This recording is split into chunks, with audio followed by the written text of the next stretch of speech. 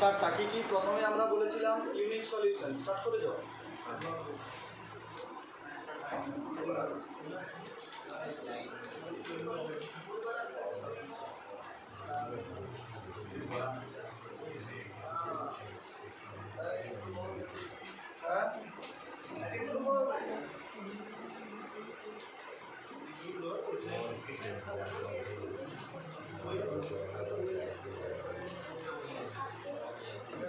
আমাদের গ্রুপ হওয়ার কথা ছিল, ঘটনা হচ্ছে এটার একটা জিনিস আছে, এটা না বুঝিয়ে দিলে অনেকটা ফাঁকা হয়ে যেতে পারে। আমরা শুক্র শনি রবি 3 দিন পর গ্রুপ করে হ্যাঁ গ্রুপে 2 ইউনিট শেষ করবো। আর মানে কালকে হলে একটা ইউনিট হয়ে যাবে শেষ। আচ্ছা, প্রথমে যেটা বলেছিলাম যে আমাদের এখানে স্ল্যাক ভেরিয়েবলের সাপেক্ষে, অর্থাৎ শুধু স্ল্যাক যদি ভেরিয়েবল লাগে, অর্থাৎ কোনো কনস্ট্যান্ট যদি connected with less than or equal to থাকে, কোনো greater than or equal to না থাকে, সেই সমস্ত সিমপ্লেক্স মেথডকে আমরা কি বলেছিলাম? অর্ডিনারি সিমপ্লেক্স মেথড, তাই তো? এবং সেক্ষেত্রে আমরা সলিউশন করার সময় টোটাল 4টা সলিউশন করতে হবে বলেছিলাম। প্রথমে ইউনিক সলিউশন, যেটা আমরা আলোচনা করেছি আগের ক্লাসে। তারপরে 2 নম্বর আনবাউন্ডেড সলিউশন, যেটাও আলোচনা করেছিলাম। তাও বলে দিচ্ছি আনবাউন্ডেড সলিউশনটা কী ছিল। আনবাউন্ডেড সলিউশন হচ্ছে তুমি যখন এলপিপিটা ছকটা করবে এবং একটা ছকে at a time Z J minus সিজে বার করো, তাই তো? কী বার করো? জেড জে মাইনাস সিজে। যদি দেখা যায় যে জেড জে মাইনাস সিজে কিছু কিছু পয়েন্টের জন্য নেগেটিভ আছে, অর্থাৎ এখানে -3 এটার জন্য নেগেটিভ, -3টা কি সব থেকে ছোটো নেগেটিভ, তার মানে কি -3টা ভিতরে ঢুকবে। এবারে -3টা ভিতরে ঢোকার সময় কোনটা বাইরে বেরোবে সেটা যাচাই করছিল কে? মিন রেশিও। তাহলে এখানে ধরো মিন রেশিও একটা 4 আছে, একটা 5 আছে, বিটা 4 এর 5 আছে, তাহলে মিন রেশিও কত হবে? 4/0। মানে কত? ইনফিনিটি বলে কি বলেছিলাম? মিন রেশিও তো ব্ল্যাঙ্ক চিহ্ন দেবে, মানে কোনো রেশিও খুঁজে পাবো না। আবার যদি এরকম হয় যে রেশিওটা যদি নেগেটিভ হয়, সেক্ষেত্রেও কোনো রেশিওটা খুঁজে পাবো না, সেই জায়গায় দাঁড়িয়ে আমরা কি করবো? এটাও আমরা ব্ল্যাঙ্ক চিহ্ন দেবো। এবং এই দুটো যেহেতু ব্ল্যাঙ্ক চিহ্ন দিলাম, মানে কি কোনো 4/0 কোনো মিনি রেশিও পেলাম না, 5/-1 মানে নেগেটিভ, এর সাপেক্ষেও কোনো মিনি রেশিও খুঁজে পেলাম না। তার মানে আমরা এখান থেকে বলতে পারছি কি, যে আমাদের যে ভেরিয়েবলটা, অর্থাৎ আমাদের এন্টারিং ভেরিয়েবল পেয়ে যাচ্ছি, কিন্তু ডিপারেচার ভেরিয়েবল, অর্থাৎ কোন ভেরিয়েবলটা বেরোবে সেটা কিন্তু আমরা বার করতে পারছি না। কেন বার করতে পারছি না? এই কারণে বার করতে পারছি না, কেন কি মিনি রেশিও পাচ্ছি না।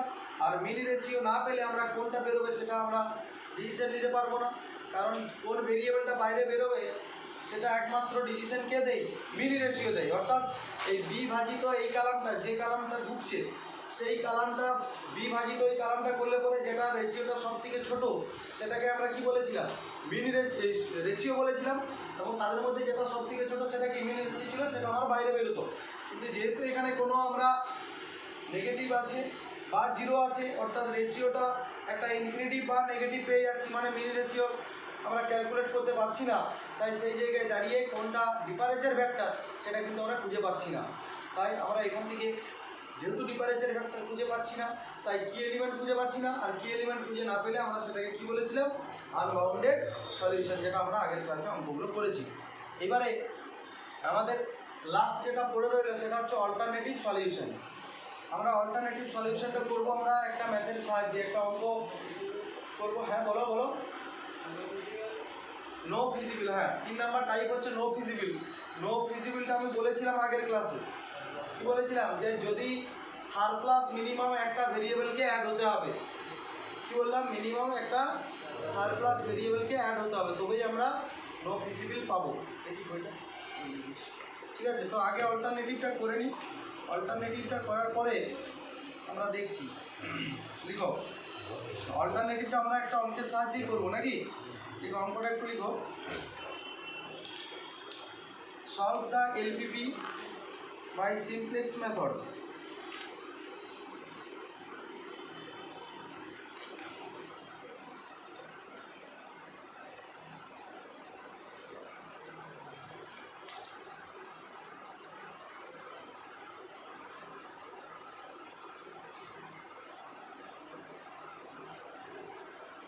Solve the LPP by simplex method করেছো?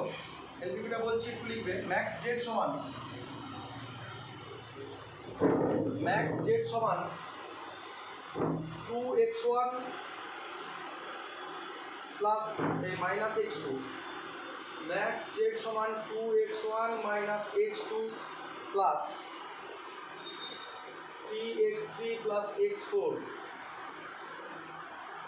subject to 2x1 plus x2 plus 3x3 plus 5x4 less than or equal to 12, 3x1 plus 2x2 plus x3 plus 4x4 less than or equal to 15, x1, x2, x3, x4 greater than or equal to 0. দুটোই slack variable লাগবে নাকি? x4 অবধি চলেছে, তাহলে আমাকে কি কি নিতে হবে? x5 আর x3 for introducing the slack variable x5, x6 to the first and second constant respectively.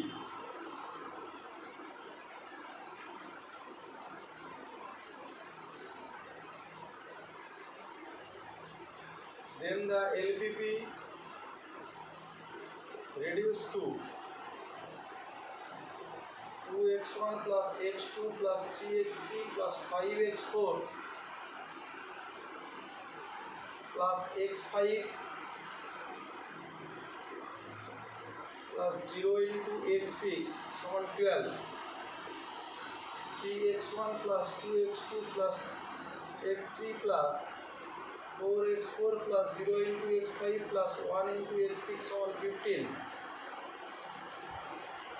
x1 থেকে আরম্ভ করে up to x6 greater than or equal to 0.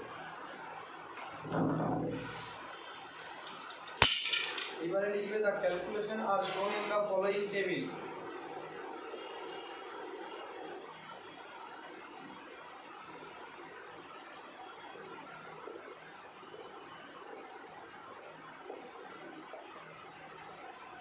The calculation are shown in the following table. এবারে নিজেরা ছবিটা এই টেবিলটা create করো এবং টেবিলে ইনপুট করো, টেবিলের যে সমস্ত ডাটাগুলো আছে সেগুলো ইনপুট করো।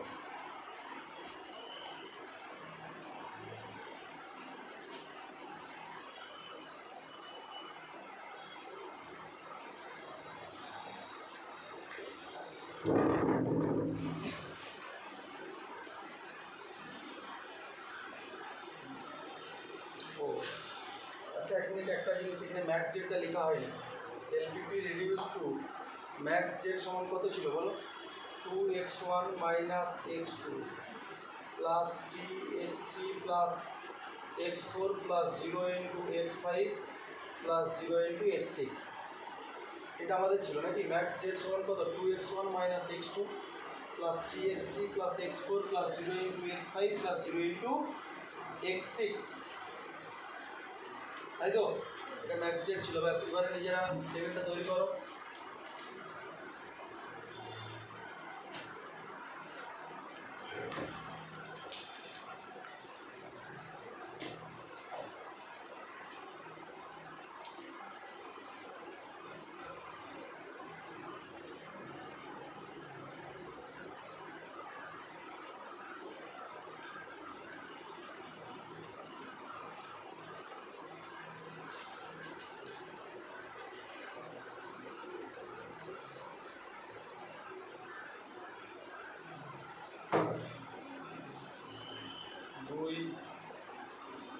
মাইনাস 2 মাইনাস 1 3 1 0 0, আর এক্ষেত্রে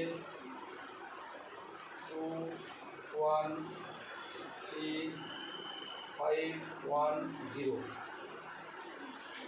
3 2 1 4 0 1,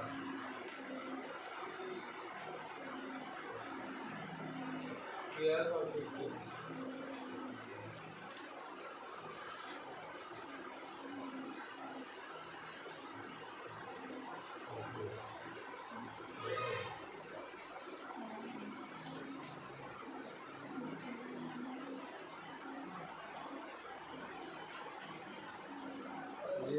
মাইনাস সি সবার তোলা হয়েছে, করেছো, রেডি করেছো? আচ্ছা বলো তো ভাই এখানে এটা কটা রো আছে? এখানে দুটো রো, তার মানে আমরা ইউনিট ম্যাট্রিক্স 2x2 অর্ডারের ইউনিট ম্যাট্রিক্স দেখবো, তাই তো? তার মানে কোনটা হবে 2x2 অর্ডারের ইউনিট ম্যাট্রিক্স? এটা 1 0 0 1। তাহলে প্রথম রো এর 1টা কার নিচে আছে? তাহলে আমার এখানে কত হবে a5, এর করসপন্ডিং বেসিক ভেরিয়েবল কত হবে x5। ঠিক একইভাবে a5 এর উপরে ওয়েটটা কত 0 লিখে দিলাম। বলো তো সেকেন্ড রো এর 1টা কার নিচে আছে? a6 এর, তাহলে a6 এটা কত x6 আর এটা 0। ঠিক আছে, এবার আমরা ক্যালকুলেশন করব নাকি? চলো ক্যালকুলেশন করলে কি আসছে দেখো, এটা -2, এটা 1, এটা -3, এটা 1, -1 0 0। একটু দেখে নিতে হবে কীভাবে ক্যালকুলেশন করলাম। আমি আবারও বলছি, যখন এটা সাপেক্ষে করব কি করব 2 × 0 প্লাস 3 × 0, যেটা পাবো সেটা থেকে কি করব, এটা -2 করব, মানে মাইনাস অফ ওই উপরটার থেকে ওটা মাইনাস করে দেবো। তাহলে 2 × 0 মানে কত 0, প্লাস 3 × 0 মানে কত 0, -2, তাহলে এটা কত রয়ে গেল -2। পরেরটার ক্ষেত্রে 1 × 0 মানে কত 1, 2 × 0 1 × 0 সরি 1 × 0 মানে 0, প্লাস কত 2 × 0 মানে কত 0, 0 0 যোগ করলে 0, মাইনাস অফ -1 মানে কত +1। ঠিক একইভাবে সবকটাকে এইভাবে বার করে নিলাম। এদের মধ্যে সব থেকে নেগেটিভ ভ্যালু কোনটা আছে? -3, তার মানে -3, অর্থাৎ a3টা এখানে এন্টারিং ভেক্টর। তাহলে এবারে ডিপারেচার ভেক্টর মানে কীভাবে পাবো সেটা বার করতে গেলে রেশিওটাকে আগে বার করতে হবে। কীভাবে বার করবো দেখো, 12 এই যে বিটা আছে বি এর কালাম আর যে এন্টারিং ভেক্টর ঢুকছে তার কালামের রেশিওটা করবো। তাহলে কত 12/3 করসপন্ডিং রেশিও, 12/1 হবে না, আবার 12/3 মানে কত 4, আর এটা কত 15/1 মানে কত 15। তাহলে এখানে কোনটা বাইরে বেরোবে বলো? a5টা বাইরে বেরোবে, a3টা ঢুকছে, অর্থাৎ সেই জায়গায় দাঁড়িয়ে আমার 3টা কি হয়ে গেল কি এলিমেন্ট, 3টা কি হলো কি এলিমেন্ট। ঠিক আছে, এবারে তোমাদেরকে একটু আমি বলে রাখি এখানে এইটা a5 আর x5, মন দিয়ে একটু শুনবে। এখানে a5 আর x5 এটা কি ইউনিট ম্যাট্রিক্স ছিল? আমি বলেছিলাম যে ইউনিট ম্যাট্রিক্সের নিচটা সবসময় 0 হয়, তাই তো? তার মানে এটা আমার কত অর্ডারের কটা রো আছে? দুটো রো, আর 2x2 অর্ডারের ইউনিট ম্যাট্রিক্স পাবো। তার মানে নিচে কটা 0 হবে জেড জে মাইনাস সিজেতে? দুটো 0ই হবে, এবং এইগুলোকে আমরা কি বলেছিলাম বেসিক ভেরিয়েবল। তাহলে এখানে a5 আর a6 কি আছে এটা মাথায় রাখবো। এইবারে আমরা ক্যালকুলেশন করব কিভাবে, যেহেতু এন্টারিং ভেক্টর কত a3, ডিপারেচার ভেক্টর কত a5। তাহলে সেকেন্ড টেবিলে আমরা আগে কার মানটা মানে কোন দিকটা লিখবো, এই দিকটা লিখবো বলেছিলাম। তাহলে এখানে কি লিখবো a5 এর পরিবর্তে কত লিখবো, কেন কি ফার্স্ট রো থেকেই তো আমার কি এলিমেন্টটা আছে, তাহলে আগে ফার্স্ট রোটা লিখতে হবে। তাহলে কি লিখবো, a5টা বাইরে বেরিয়ে গেল, কোনটা ঢুকছে a3, তাহলে কি লিখবো a3 করসপন্ডিং কত x3, a3-র উপরে কত আছে 3 আছে, তাহলে 3 লিখে দিলাম। বাদ বাকি কী ছিল a6 x6, আর a6 এর উপরে কত আছে গো 0 0টা রেখে দিলাম। আছে, এইবারে আমরা কি করব, আগে বলেছিলাম যে রোয়ের উপর কি এলিমেন্টটা আছে সেটাকে আমরা কত করব 1 করব, সেলফ অপারেশন, মানে নিজেই রোয়ের উপরেই অপারেশনটা করব। অর্থাৎ সেই জায়গায় দাঁড়িয়ে r1-1 কত হবে গো বলো, 1/3 r1 লেখা যাবে। অর্থাৎ পুরো r1টাকে আমরা কি করব 1/3 দিয়ে গুণ করব নাকি। তাহলে এটা কত হবে 12 × 1/3 মানে কত 4, 2/3 নাকি, 1/3 1, 5/3 1/3 0। আর পরের অপারেশনটা হবে r2 ড্যাশ, মানে পরের অপারেশনের ক্ষেত্রে কি করতে হবে, পরের অপারেশনের ক্ষেত্রে যেটা করতে হবে সেটা হচ্ছে যে কি এলিমেন্টের নিচের এলিমেন্টটাকে আমাকে 0 করতে হবে। কোন অপারেশনের সাহায্যে, কোন রোয়ের সাপেক্ষে, কি এলিমেন্টের রোয়ের সাপেক্ষে। তাহলে কি এলিমেন্টের রো এখানে কি ফার্স্ট রো আছে, তাহলে 1 থেকে কি এলিমেন্টের রোয়ের সাথে যদি 1/3 গুণ করি দিয়ে 1 থেকে ওটা বিয়োগ করে দিলে তো 0 হবে। তাহলে কি লিখব r2 ড্যাশ সমান r2 মাইনাস 1/3 r1, কি লেখা যাবে শুভ, লেখা যাবে তো নাকি। এই অপারেশনটা r2 ড্যাশ সমান ব্যাস, তাহলে কত করবো অপারেশনটা দেখো 5 মাইনাস 1/3 × 12 মানে কত 5 মাইনাস 4 মানে কত 11 নাকি। করে যাবো কখন 7/3 নাকি, 5/3 এটা 0 হবে, এটা তোমার 7-এর 3 মাইনাস 8-এর 1। এবারে Z J minus C J করে হয়, হ্যাঁ Z J minus C J করছি। প্রথমটা কত হলো? দ্বিতীয়টা কত? 0 এত অবধি হয়ে গেলে পড়বে, হয়েছে? বেরিয়ে গেছে না, হয়নি। এবার আমরা আসছি এইখানেই এর থিওরি পার্টটা, এখানেই মানে অল্টারনেটিভ ব্যাপারটা কি সেটা এখানেই প্রকাশিত হবে। আমরা বলেছিলাম, সবার লেখা হয়েছে না হয়নি? হয়েছে। আমরা বলেছিলাম কি যে সর্বদা কি হয়, যেটা ইউনিট ম্যাট্রিক্স, তাই তো, সেই ইউনিট ম্যাট্রিক্সের নিচে Z J minus C J রোতে কী হয়? 0 আর 0 হয়। তাহলে আমার হিসেব অনুযায়ী কি বলছে, জেড জে মাইনাস সি জেতে যেহেতু আমার দুটো রো আছে, ইউনিট ম্যাট্রিক্সটা 2x2 অর্ডারের, তাই তো, অর্থাৎ আমার জেড জে মাইনাস সি জেতে কী থাকবে, কটা জিরো থাকবে? দুটো জিরো থাকবে। এখানে দুটো জিরো বলতে কোনটার সাপেক্ষে জিরো থাকবে সেটা এই যে এইদিকে বাঁ দিকে বোঝা যাবে। x3 সাপেক্ষে x3 নিচে জিরো হবে, আর কার নিচে জিরো হবে? অর্থাৎ এই টেবিলে x5 আর x6 বেসিক ভেরিয়েবল ছিল, কিন্তু কি হলো, x5 বেসিক ভেরিয়েবলটা বাদ গিয়ে নতুন করে x3 একটা নতুন বেসিক ভেরিয়েবল তৈরি হলো। কোন টেবিলে? নেক্সট টেবিলে। তাহলে এই টেবিলে কি কি বেসিক ভেরিয়েবল আছে? x3 আর x6। স্বাভাবিকভাবেই জেড জে মাইনাস সি জেতে x3 আর x6 এর নিচেই জিরো হওয়ার কথা, মানে Z J minus C J row, তাই তো। তাই x3 মানে a3 এর নিচে 0, x6 মানে a6 এর নিচে 0 আছে। অর্থাৎ বেসিক ভেরিয়েবলের নিচে সর্বদা কি হয়? Z J minus C J রোতে 0 হয়। এটা কি করে বুঝতে পারবো কোনটা বেসিক ভেরিয়েবল? না, যে Z J minus C J নেব ওই টেবিলে যে ভেরিয়েবলগুলো আমার কন্টেন করছে বা থাকছে সেগুলোকে আমরা কি বলছি? Basic variable. তাহলে এখানে কি x3 আর x6 বেসিক ভেরিয়েবল, তাহলে এর নিচে দেখো 0 0 আছে, আছে তো না? নেই, আছে তো। কিন্তু তা বাদ দিয়েও যদি আরও থাকে সেক্ষেত্রেই একটা প্রবলেম।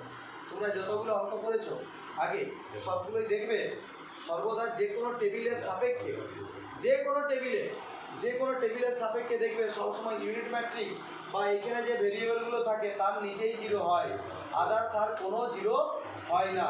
কিন্তু এখানে কি দেখতে পাচ্ছি যে এই দুটো জিরো ছাড়াও আবার এই সাইডে একটা কি, তাহলে এখানে a1টা কি ভেরিয়েবল বলো? a1টা কি variable? Basic variable. Basic variable এতক্ষণ ধরে কি বললাম? x3 আর x6 আর x6 যদি বেসিক ভেরিয়েবল হয় তাহলে x1 যেটা a1 এর করসপন্ডিং কি x1টাও বেসিক ভেরিয়েবল হবে, তাহলে তো x1টা এখানে ইন্ডিকেট থাকে, আর উল্টোটা হবে। তাহলে বেসিক ভেরিয়েবলের উল্টো কি? নন বেসিক ভেরিয়েবল। তাহলে এখানে জিরোটাকে আমরা কি বলছি? নন বেসিক ভেরিয়েবল। তো আমি এটা এমনি এখানে লিখে রাখছি, কিন্তু তোমরা আবার পরীক্ষার খাতায় এটা যেন না লিখি, এটা খেয়াল রাখতে হবে। তাহলে এখানে জিরোটা কি আছে? হ্যাঁ, তুমি এটা জিরোটাকে থার্ড ব্র্যাকেট দিতে পারো, কিন্তু পাশে নন বেসিক ভেরিয়েবল লেখার দরকার নেই। বোঝা গেল? তখন আমরা কি চেক করব? তখন আমরা চেক করব যে এখানে পরে আর একটা টেবিল করব, দেখব যে আরও নন বেসিক ভেরিয়েবলের নিচে 0 আসছে কি। যদি দেখি আরও নন বেসিক ভেরিয়েবলের নিচে 0 আসছে, কি বললাম বোঝা গেল? তখন আর বারবার করার দরকার নেই, ডাইরেক্ট বলবে এটা কি সলিউশন? Alternative solution. কি বোঝা গেল? তাহলে হ্যাঁ বলো। একবার এসছে নন বেসিক, পরের বার আসতেও পারে নাও পারে। যদি না আসে তাহলে ইউনিক সলিউশন। যদি পরের বার আবারও চলে আসে মানে এই যে এখানে নন বেসিক ভেরিয়েবল a1 এর নিচে আসবে তার কোনো মানে নেই। নন বেসিক ভেরিয়েবল কীভাবে ডিনোট করবো? পরের টেবিলে সেটা এইখানে যেগুলো থাকবে সেগুলো বাদ দিয়ে বাকিগুলো নন বেসিক। এইখানে তো নন বেসিক x3 ছিল, কিন্তু এখানে কি নন বেসিক x3 হলো? এখানে বেসিক হয়ে গেলো। সুতরাং কোনটা নন বেসিক ভেরিয়েবল সেটা ডিনোট করবে কিভাবে? ওই টেবিলটায় কোন কোন ভেরিয়েবলগুলো কন্টেন করছে তার উপর, তাই তো। পরের টেবিলে x3 x6 নাও থাকতে পারে। কি বললাম বুঝতে পেরেছো? তাই যেটা আমাদের নন বেসিক ভেরিয়েবল, এখানে তো সবগুলোই তো পজিটিভ। এখানে যদি নেগেটিভ চলে আসতো, এক মিনিট, এখানে যদি Z J minus C J negative হয়ে যেত আমি এত গল্প করতাম? তো নেগেটিভটা ঢুকে যেত ভিতরে, ঢুকতো কি না? ধরো এখানে -4 চলে এসছে, জেড যে মাইনাস সি যেটা -4, আমার নন বেসিকের দেখার প্রয়োজন ছিল না, কেন আমার -4টা ঢুকবে তো, মিনিমাম ভ্যালু কি -4 ভিতরে ঢুকে যাবে, এন্টারিং ভেক্টর হয়ে যাবে। -4 যদি থাকে তাহলে এন্টারিং ভেক্টর A4 হয়ে যাবে, কিন্তু আমার এখানে সবই পজিটিভ, তাহলে মাথায় রাখতে হবে জেড যে মাইনাস সি যে সব পজিটিভ থাকলেও কিন্তু হবে না, মাথায় রাখতে হবে কি যে আমার বেসিক ভেরিয়েবলের নিচেই যেন সর্বদা 0 হয়, নন বেসিকের নিচে যেন 0 না হয়। আমরা যতগুলো অঙ্ক করেছি সবগুলোই দেখবে, টেবিলের লাস্ট প্রান্তে বেসিক ভেরিয়েবলের নিচেই 0 হয়েছে, নন বেসিকের নিচে কখনোই 0 হয়নি। যদি নন বেসিকের নিচে 0 চলে আসে তখন সেই সলিউশনটা প্রোভাইড করার জন্য আমরা চিন্তা ভাবনা কী করব, প্রসেসটা বলে আসছি। প্রথমেই যেটা নন বেসিক হলো 0, এইটাকে আমরা এখন এন্টারিং ভেক্টর করব। কি বললাম, বোঝা গেল? কোনটাকে এন্টারিং ভেক্টর করব? যে নন বেসিক ভেরিয়েবলের নিচে কত এসছে, 0 এসছে, এটাকে আমরা কি বলবো, এন্টারিং। তার মানে কি এন্টারিং মানে এটা তীর চিহ্ন ভিতরে ঢুকে গেল, তাই তো? তাহলে এটা যদি ভিতরে ঢোকে, কোনটা বাইরে বেরোবে সেটা ডিনোট করবে কিভাবে, মিনি রেশিও। তাহলে 4/2/3 মানে কত, 6। তারপরেরটা কত হবে, 33/7। তাহলে মিনিমাম কোনটা গো, 33/7। তার মানে এইটা বাইরে বেরিয়ে গেল, অর্থাৎ x6টা বাইরে বেরিয়ে গেল। মন দিয়ে শুনবে, x6টা বাইরে বেরিয়ে গেল, অর্থাৎ x6টা এখানে ডিপারেচার ভেক্টর এবং x1টা এখানে কি হবে বলো, এন্টারিং ভেক্টর। কি বুঝতে পেরেছো? x1টা এখানে কি হবে, তাহলে আমি আগে বাঁ দিকটা লিখবো নাকি? বাঁ দিকটা লিখলে কি হবে, ফার্স্ট রোটা তো যা ছিল তাই আছে, তাই তো? ফার্স্ট রো কত আছে, 3 x3 যা ছিল তাই থাকবে। আমার প্রবলেমটা কোন রোতে হচ্ছে, সেকেন্ড রোতে, কেন কি সেকেন্ড রোতে কি এলিমেন্ট আছে, তাই সম্পূর্ণটা সেকেন্ড রোটা আগে চেঞ্জ করবো। তাহলে এখানে x6 এর পরিবর্তে কত বসবে, x6 এর পরিবর্তে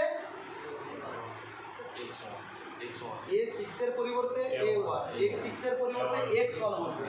কখনো x6 এর পরিবর্তে A1 বসে না, A1 একটু এগুলো বেসিক ভেক্টর, আর x দিয়ে বেসিক ভেরিয়েবল, বেসিক ভেক্টরের বেসিক ভেরিয়েবল কি এক, তাহলে x6 এর জায়গায় কি বসবে, x1, কেন কি এখানে A1টা ঢুকছে বলে। A1 এর উপরে কত আছে, 2।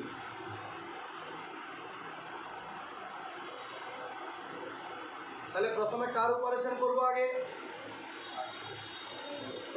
কার অপারেশন করব, সেকেন্ড রো না ফার্স্ট রো, সেকেন্ড রো।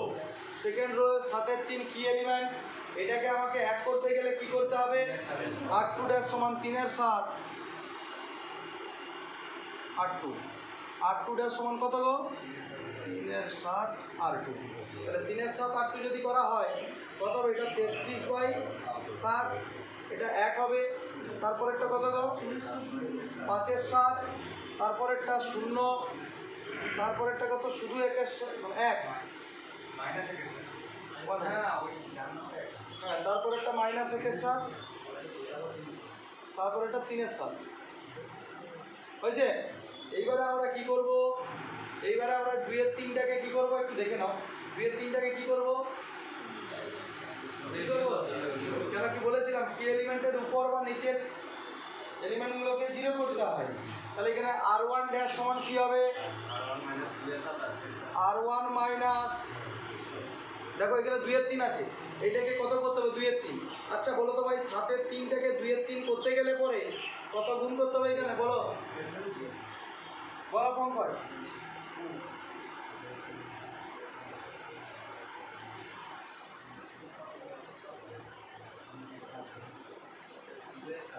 দুই এর 7। তাহলে এখানে অপারেশনটা কী হবে, r1 মাইনাস 2 এর 7 r2, আছে। তাহলে কী হবে বলো, এখানে কত এটা, 4 মাইনাস 4 মাইনাস কত, 22/7, 4 7 28 মানে 6 এর 7। তারপরেরটা কত হবে, 0। তারপরেরটা কত হবে, -1 এর 7। তারপরেরটা কত হবে, 1 হবে। তারপরেরটাও 1 হবে। তারপরেরটা -3 এর 7। তারপরেরটা হবে তোমার 2 এর 7।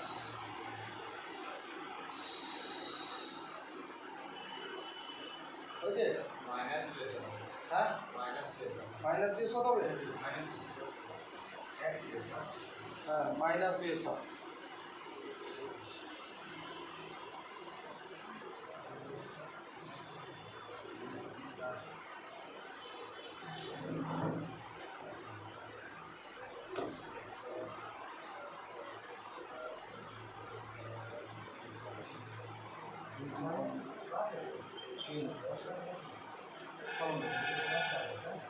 হয়েছে, লেখা হয়েছে সবার? সবার লেখা হয়েছে? এইবারে আমরা কি করব, Z J minus C J বার করবো। তো চলো Z J minus C J বার করতে কি আসছে বলো।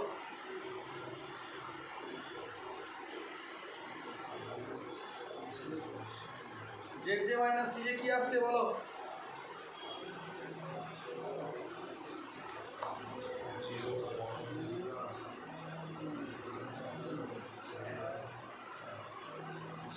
বলো Z J minus C J কি হবে বলতে পারবে? প্রথমটা 0, 0 1 0 5 তারপরে কত আসছে 0, তারপরে 2 নাকি, তারপরে 0, তারপরে কত 4, তারপরে কত 1, তারপরে কত 0 আসছে নাকি এটা? এই পরেরটা কত আসছে 0 -6 এর 7 কত টাকা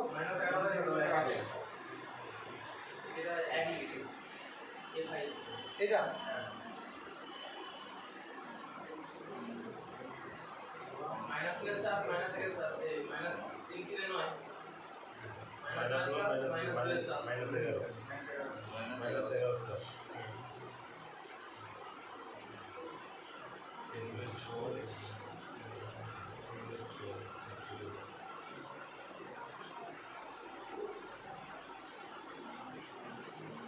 এটা তাহলে 3 এর 7 হবে। দেখো একটু অপারেশনটা, এই অপারেশনটা করো তো একটু। 1 এর 3 এই প্লাস আছে, হ্যাঁ প্লাস 2 এর 21 নাকি, 7 যদি লসাগু হয়, এই 21 যদি লসাগু হয়, 9/21 মানে কত? এটা প্লাস হবে, 3 এর 7টা কারেকশন করবে, 3 এর 7টা প্লাস হবে, কারেকশন করবে। 3 3 9 মাইনাস 2 7 এর 7 এখন 1 হবে। এটা 3 এর 7টা প্লাস হবে। হ্যাঁ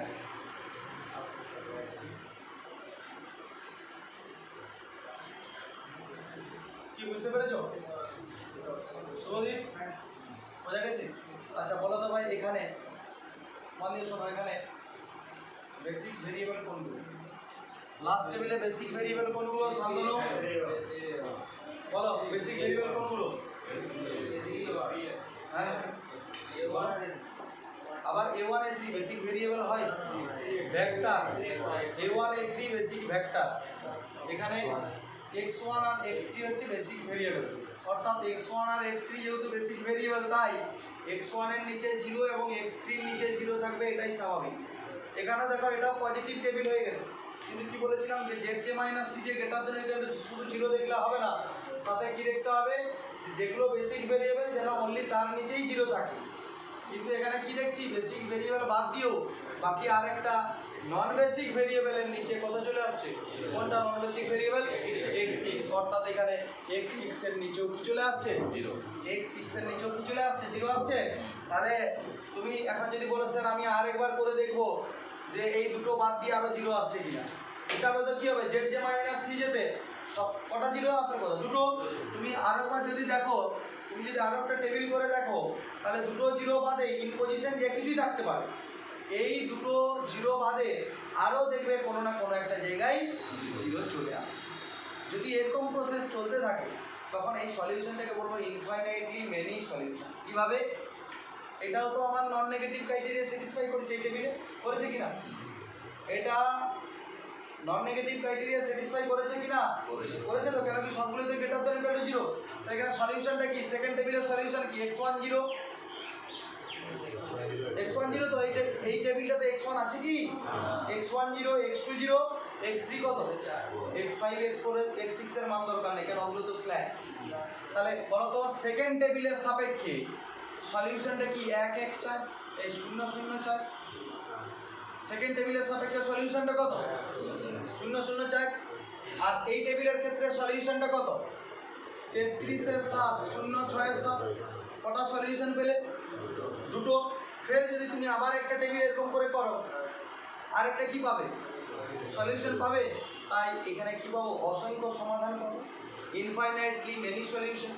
যদি কোয়েশ্চেনে পড়ে যে show that the LPP has an infinitely many solution, that means indicate that সেখানে অল্টারনেটিভ সলিউশন আছে। বুঝছি? তাহলে আমরা এখানে কি পেলাম? কটা সলিউশন পেলাম? দুটো।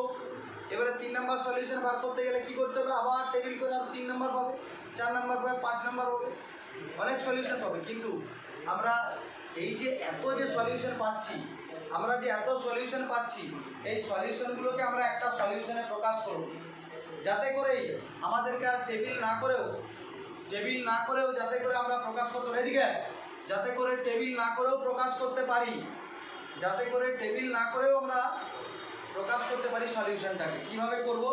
এই দুটো পয়েন্টের আমরা কি নেব? এই দুটো পয়েন্ট পেলাম তো, এই দুটো পয়েন্ট ধরো এটা একটা, তাহলে এই দুটো পয়েন্টে যদি আমরা কনভেক্স কম্বিনেশন নিই, কনভেক্স কম্বিনেশন কি? একটা তো লাইন সেগমেন্ট, তাই তো? তাহলে এই দুটো পয়েন্ট দ্বারা গঠিত যে কনভেক্স কম্বিনেশন, এটা ইন্ডিকেট করছে কি একটা লাইন সেগমেন্ট। এই লাইন সেগমেন্টের উপরে যত পয়েন্ট সবই তার সলিউশন। আর এই লাইন সেগমেন্টের উপরে কত পয়েন্ট আছে সেটা নিশ্চয়ই আমরা বলতে পারবো। কেন? কারণ আমরা জানি দুটি পয়েন্টের কনভেক্স কম্বিনেশন কি হয়? ল্যামডা x1 প্লাস কত? 1 মাইনাস ল্যামডা x2, যেখানে ল্যামডাটা কার মধ্যে থাকে? 0 থেকে 1 এর মধ্যে। এবারে ল্যামডার ভ্যালু তুমি যখন স্পেসিফিক আলাদা আলাদা নিতে থাকবে, তত কি হবে? পয়েন্টটা ফ্ল্যাকচুয়েট করবে, অর্থাৎ সেক্ষেত্রে সলিউশন তুমি কি পাবে? বারে বারে পেতে পারবে, অর্থাৎ সেক্ষেত্রে সলিউশন ইনফাইনাইট বা অসীম পেয়ে যাবে। ঠিক আছে? তো কীভাবে লিখবো সেটা একটু লিখছি। চলো দেখো, ফ্রম দ্য সেকেন্ড টেবিল। আচ্ছা এক মিনিট, দুটো সলিউশন যে পেলাম, এটার ক্ষেত্রে মনে রাখবে ম্যাক্স জেড দুটোর ক্ষেত্রে কি বেরোবে? একই বেরোবে। ম্যাক্স জেড একই বেরোবে না? গ্রাফিক্যাল মেথডে পড়োনি?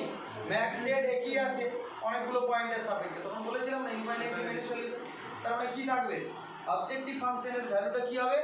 সেম থাকবে। বলো তো এখানে অবজেক্টিভ ফাংশনের ভ্যালু কত? 4 3 12, তাই তো? এইখানে দেখো অবজেক্টিভ ফাংশনের ভ্যালু কত? 3 6 8 10 7, আর একটা কত বলো? 66 7। তাহলে 66 আর 18 কত? 84/7, 7 12 84 আসছে, সমান থাকছে। যত সলিউশন না কেন, আরে অবজেক্টিভ ফাংশনের ভ্যালু যদি সমান না থাকে, সলিউশন তো আলাদা হবে না। কারণ অবজেক্টিভ ফাংশন কি বলেছে? ম্যাক্সিমাইজ। তাহলে ম্যাক্সিমাইজ বলা মানে কি? যেটা সব থেকে বড়োটা। তাহলে আমি যদি এইখানে ধরো 14 বেরোয়, তাহলে আমার বড়ো কোনটা? তখন তোমার এটাই তো মেন সলিউশন, তাই না? তাহলে আমার যেহেতু এখানে অল্টারনেটিভ পাচ্ছি, তার মানে কি আমার অবজেক্টিভ ফাংশনটা একই থাকবে? অবজেক্টিভ ফাংশনের ভ্যালুটা কি থাকবে? একই থাকবে, কিন্তু অনেকগুলো পয়েন্টের সাপেক্ষে একই থাকবে। এটা মাথায় রাখতে হবে। চলো লিখো, from the second table max Z সমান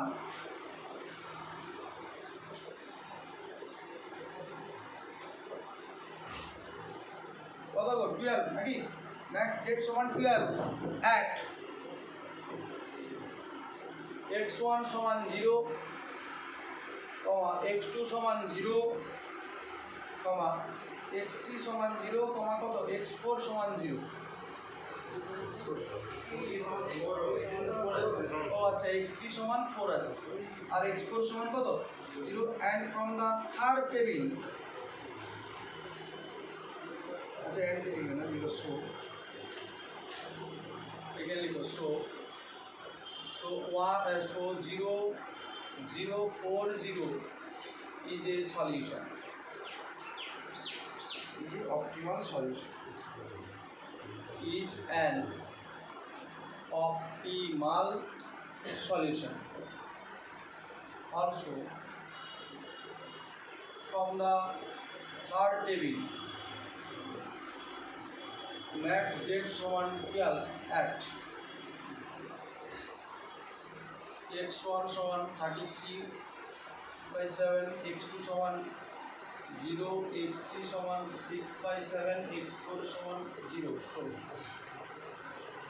33/7, 0, 6/7, 0 is another optimal solution.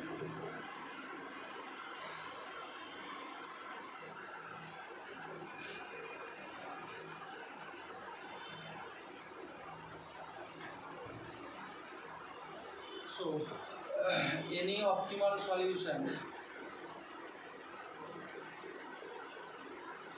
is given by capital X সমান lambda x1 plus 1 minus lambda x2, যেখানে 0 less than equal two lambda less than equal two 1। তাহলে প্রথমে সলিউশনটাকে x1 ধরে নিচ্ছি, দ্বিতীয়টাকে আমরা x2 ধরে নেব। 0 0 4 0 প্লাস 1 মাইনাস ল্যামডা ইন্টু 33/7, 0, 6/7, 0। ব্যাস এটাই পেয়ে গেলাম।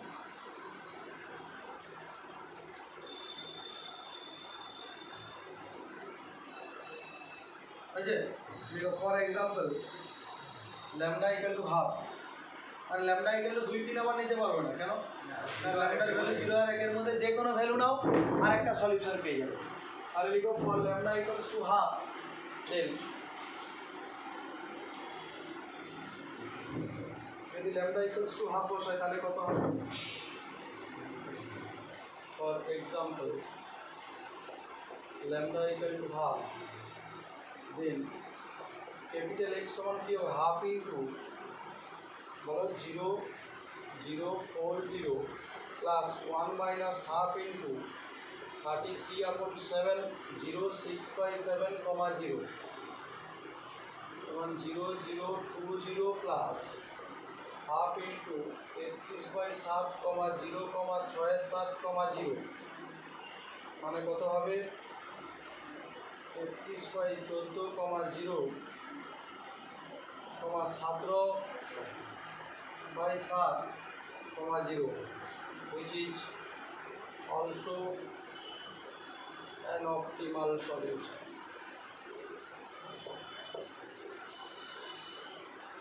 So the problem has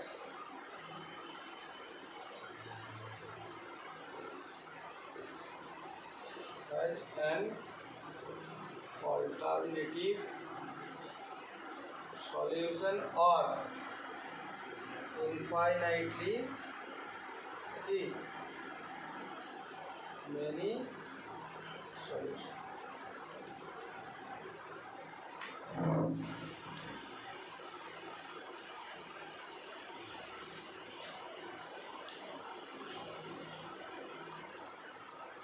বলো, কারো কোনো জায়গায় বুঝতে অসুবিধা আছে?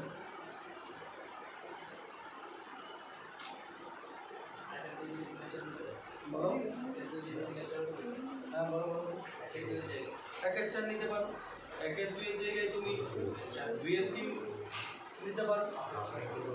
হ্যাঁ, 5 এর 6 এর যা কিছু 0 থেকে 1 এর মধ্যে ল্যামডার ভ্যালু এভরিথিং, এবং প্রত্যেকটা ল্যামডার ভ্যালুর জন্য তুমি কি পাবে? আলাদা আলাদা সলিউশন, তবেই না ইনফাইনাইটলি মেনি সলিউশন হচ্ছে, তাই তো? তাহলে প্রথমে কি করবে? Z J minus C J বার করার পরে আমরা সর্বদা কি দেখি? অপটিমাল সলিউশনের যে কন্ডিশন, সেই কন্ডিশনটা কি ছিল? Z J minus C J সবগুলো 0 অথবা 0 থেকে বড় হবে, কিন্তু সাথে আমাকে এটাও দেখতে হবে যে বেসিক ভেরিয়েবলের নিচে যেন সর্বদা 0 হয়।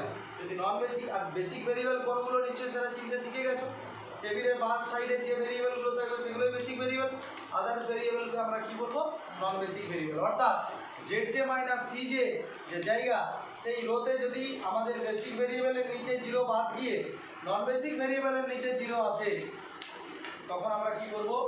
তখন আমরা যেটা নন বেসিক ভেরিয়েবলের নিচে 0টা আছে ওইটাকে আমরা এন্টারিং ভেক্টর করব, দিয়ে দেখব যে আরও 0 আসছে কিনা, মানে কি বেসিক ভেরিয়েবলের নিচে বাদ গিয়েও আরও 0 আসছে কিনা। যদি আরও 0 আসে তখন সেটাকে আমরা কি বলবো? Alternative solution. এটা তখনই সম্ভব হবে যদি Z J minus C J যদি নেগেটিভ চলে আসতো। হতো কি? Z J minus C J alternative সলিউশনটা কখন হবে? যদি Z J minus C J 0 থেকে বড় বা 0 সঙ্গে সমান এবং নন বেসিক ভেরিয়েবলের নিচে যদি 0 আসে, তবেই আমরা কি চিন্তা ভাবনার বিষয়ে যাব? Alternative solution. ঠিক আছে? বলো, কারো কোনো জায়গায় অসুবিধা আছে? শুভম, আমাদের অফ করে দাও। আচ্ছা, আমি আরেকটা অঙ্ক বলছি।